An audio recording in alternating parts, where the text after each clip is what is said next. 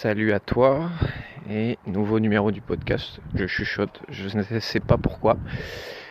Aujourd'hui, on va parler de ne rien faire. Je suis quelqu'un à la base qui est très branché accomplissement.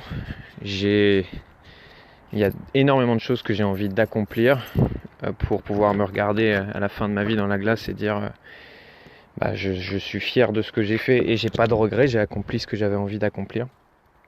Donc je suis quelqu'un qui, j'entends le bruit de ma porte de voiture parce que je rentre dans ma voiture, qui suis très branché occidental, accomplir des choses, se fixer des objectifs, avoir de l'ambition et faire.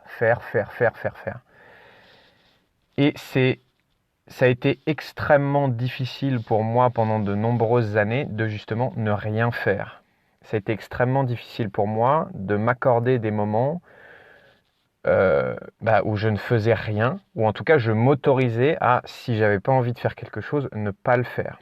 C'était par exemple hyper difficile, voire inconcevable pour moi de prendre des vacances. Donc pendant des années, je n'en prenais quasiment pas. Ça se résumait peut-être à une semaine ou deux par an.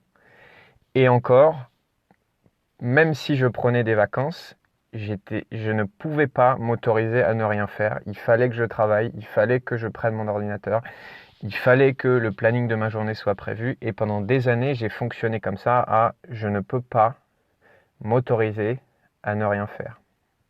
Parce que ne rien faire, c'est je suis pas productif. Parce que ne rien faire, c'est je ne suis pas utile aux autres. Parce que je suis obligé de faire quelque chose pour être utile aux autres. Je ne sais pas si ce podcast va parler à tout le monde et je te le dis en même temps que je l'enregistre. Parce que je sais que beaucoup vont être concernés par ça et beaucoup sont en mode faiseur, je veux accomplir des choses. Et d'autres, c'est sûrement l'inverse je suis en mode, j'aimerais bien en faire un peu plus justement parce que j'ai trop tendance à me reposer, trop tendance à ne rien faire. Mais en tout cas, moi je te parle de mon expérience à moi qui est celle-ci. Et depuis quelques mois maintenant, j'ai instauré pour moi presque un rituel qui est le rituel du dimanche.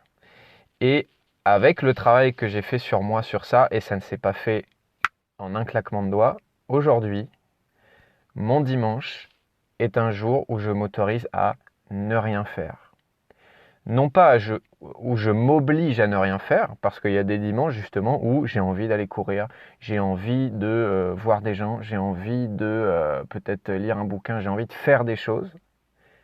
Mais en tout cas, je me donne la permission, si j'ai envie de ne rien faire, donc regarder une série, rester dans mon lit et me laisser voguer au gré du vent, je me donne cette permission-là. Et bordel, déjà, qu'est-ce que ça fait du bien? Et bordel, qu'est-ce que ça me rend plus productif?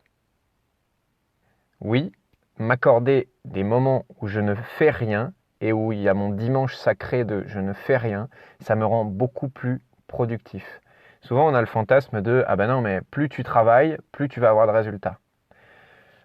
Plus tu vas à la salle de sport, il faut y aller le plus possible. C'est comme ça que... Non mais en fait, dans la vie, nous, comme toute chose, il y a besoin des deux. Il y a besoin de travail, de repos. Tu as besoin de confort et d'inconfort. Et tu as besoin, pour grandir et pour évoluer, des deux.